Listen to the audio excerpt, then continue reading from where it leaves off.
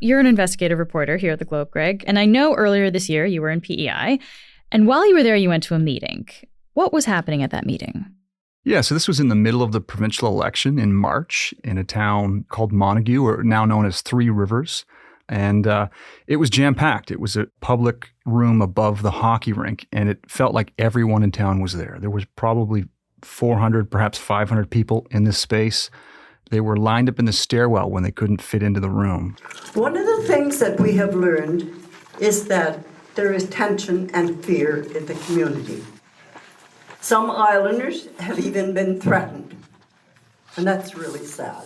And they were there because they're concerned about what's happening with land in PEI and what they see as a land grab. A group of citizens organized this meeting because they're concerned about recent land purchases and also about a Buddhist organization that's at the center of this story. And what was the mood that night at the meeting? It was tense. People are angry. I was surprised at how much concern and worry there is in PEI over this issue. And so we have declared as an organization zero tolerance for any accusation or expression of racism, and zero tolerance for any accusation or expression of hatred. This story has a lot of tentacles, but it goes to the heart of the political tension between Taiwan and China. It goes to the heart of the fight over land in rural Prince Edward Island and the concern about housing and the housing crisis. It goes to the concerns over Chinese interference in Canadian affairs. It's a question about a province struggling with growth, struggling with newcomers, and people trying to wrap their head around, what the future looks like for them. Today, Greg Mercer will explain how these tensions have boiled over between a PEI community and a group of Buddhist monks. I'm Menaka Raman-Wilms, and this is The Decibel from the Globe and Mail. Greg, thanks so much for joining me today. Hey, Menaka, thanks for having me. So at the center of this outrage, it seems, is a Buddhist organization called Bliss and Wisdom. Tell me about them. Yeah, so Bliss and Wisdom it's an umbrella name for a group of Buddhist institutions and monasteries.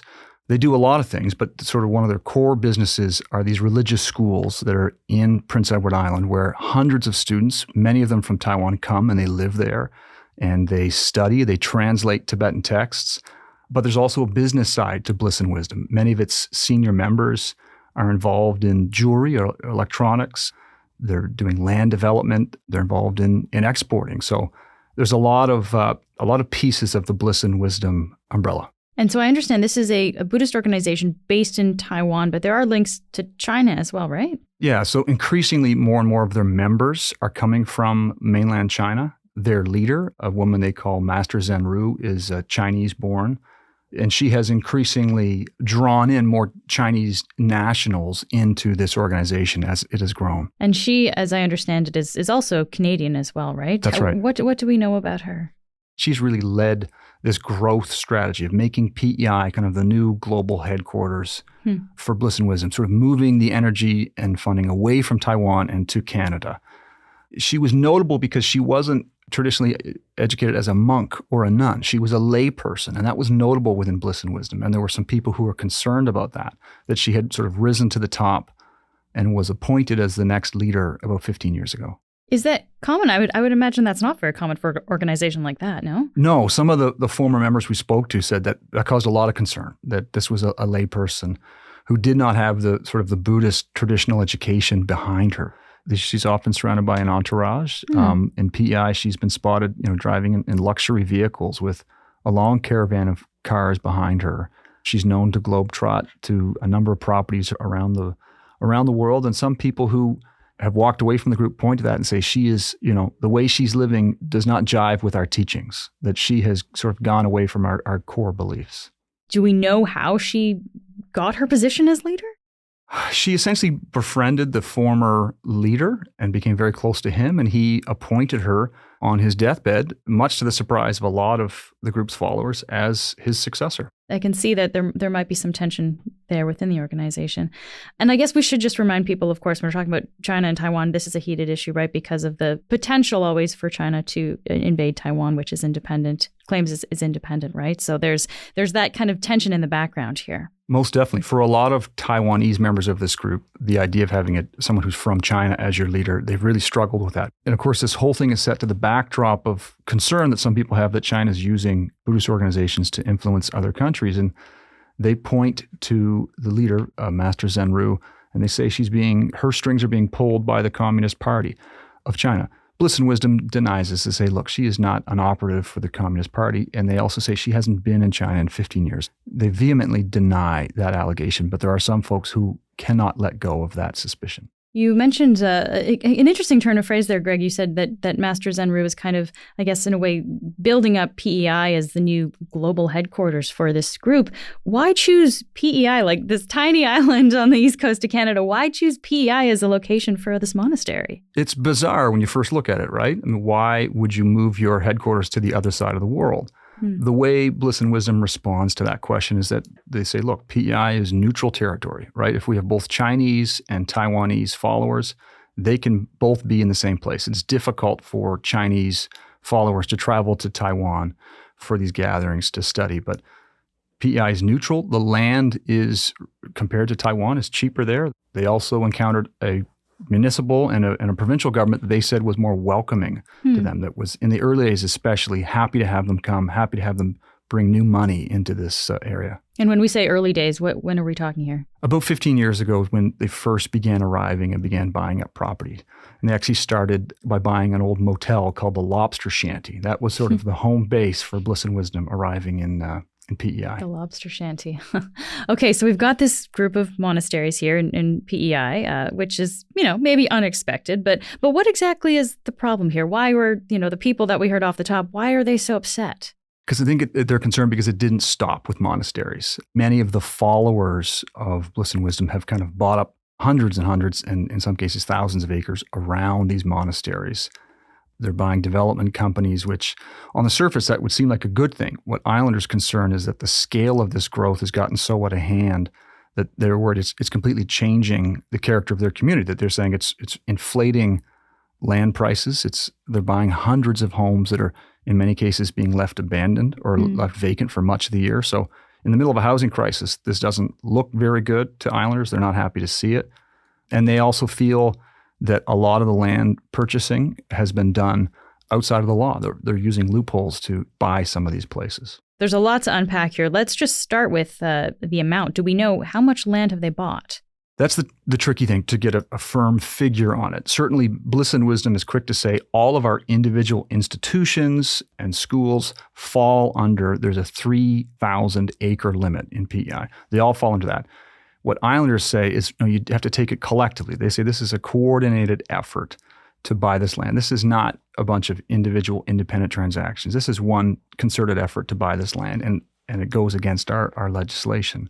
So the citizens group that came out for the public meeting, they estimated it's 15 to 17,000 acres of land. It's hard to confirm that number because in many cases the land registry might have a Taiwanese surname, but how do you confirm without a membership list that person is affiliated with Bliss and Wisdom? Can we put that into context? Like if it is 17,000, like PEI is not massive, but I don't know, what is that in the context of the island? I mean, it's something like 4 or 5% of the entire county's land, which may not seem like a lot, but it would make it the largest private landowner in the county of Kings County in eastern PEI. And you said there was a 3,000 acre limit that you can buy. Why is that? That's right. So PEI has this really unique piece of legislation called the Lands Protection Act. And there's really nothing else like this in Canada. And it's meant to preserve kind of small family farms and limit the amount of land that individuals can own. So you can buy, as a person, you can buy 1,000 acres maximum. If you have a corporation, you can buy 3,000. So the allegation here is that they're using loopholes in this to use associates or not being upfront about who's buying the land as a way to get around some of those limits. Let's dive into these loopholes. What are people talking about when they're saying they're using loopholes to buy this land? So for one, there's a very specific limit on non-residents, how much land they can own. It's 5 acres in Prince Edward Island. But they're cobbling together the names of, say, monks. In one case, there was 15 monks who were cobbled together to buy a large parcel of land. None of the monks lived there, and it's not clear that the money came from the monks. Once this land is bought, it's often changing hands very rapidly among members of the group. And that when there have been larger plots of land that are subdivided, islanders say that they're not able to buy that land. It only is ever sold to other members of Bliss and Wisdom. Okay, so there's limits to how much each individual can buy, but if That's a whole right. bunch of individuals are buying all this land next to each other, That's right. This group seems to be amassing that kind of land. Exactly. And in many cases, monks and nuns bought significant chunks of land around the monasteries and then essentially given the use of that land to the monasteries. So for all intents and purposes, it's monastery land. It just, the deed has a different person's name on it. The group's chief executive, he's not a monk, but he kind of runs the business side of things for Bliss and Wisdom. He told us in an interview that all land purchases, the group defers to Master Zenru. So that suggests a certain level of central coordination over this effort to build a global headquarters in PEI. We'll be right back.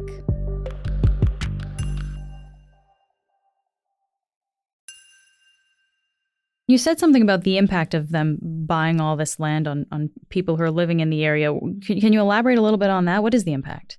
Yeah, housing prices have soared in this part of the province, as they have in many parts of Canada, but in particular, it seems to be driven by, the presence of a very aggressive buyer who is often going above and beyond what the market normally is getting for that land. Just so we really understand, I guess, what's happening here, Greg, can you give me an example of how this organization went about buying one of these properties? Yeah, so to get a better understanding of that, I spoke to Norma and Lawrence Miller, and they were a couple who lived across the street from one of the monasteries, and they described how in the span of about 5 years, they watched their neighbors around them slowly sell until they were eventually surrounded. They said that it felt like a very aggressive plan to buy up all the land to the point they felt like they had no choice but to sell. And I imagine this land is not cheap, right? Like, how are people in this Buddhist group affording this? Where the money comes from is a really good question. Bliss and Wisdom says that this is donations from their followers overseas, and it's to the tune of tens of millions of dollars every year that's coming in.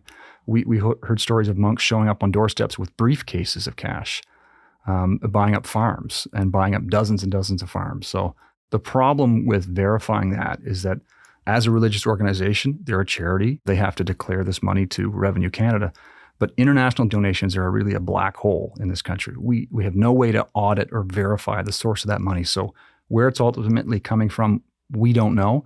Just Bliss and Wisdom says these are donations, and you have to take them at their word. But it creates a situation where individual monks who've taken a vow of poverty are buying for millions of dollars significant amounts of land in rural PEI. Do we know how this would work? Are the donations being given to the individual monks? Like, how is this happening? The money situation is very bizarre, but essentially their explanation is that in Taiwan and China and elsewhere, people will give donations to a specific monk, and that the organization may help that monk or help donors kind of get that money to Canada. But yeah, there's a lot of questions about how that money is being moved into the country.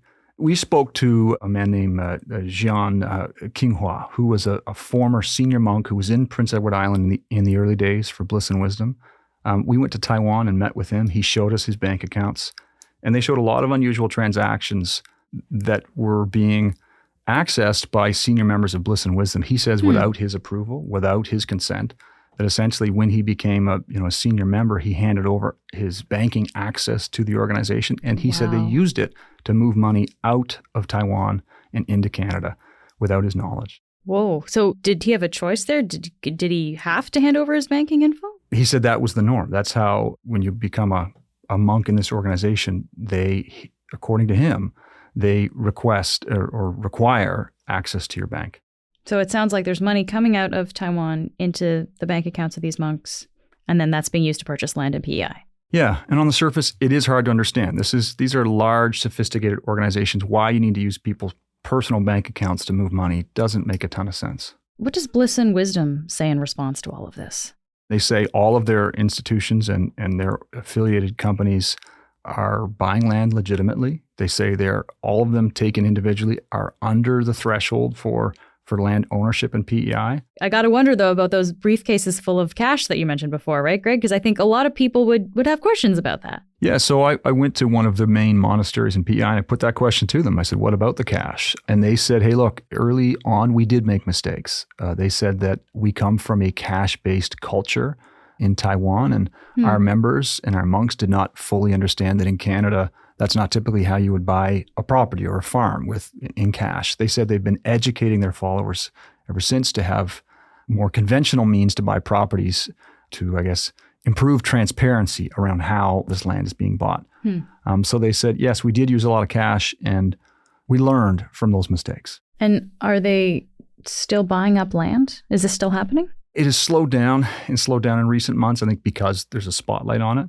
But certainly, I mean, even this summer, there was still a lot of land changing hands among members. All right, let's dive into the legislation here, Greg. We already talked a little bit about this, and you mentioned how there are some loopholes here. So is Bliss and Wisdom the first, though, to use these loopholes in the legislation to their advantage? No, a lot of people point to Irving-owned Cavendish Farms, and they own a lot of potato fields in Prince Edward Island. There are a lot of ways around the legislation.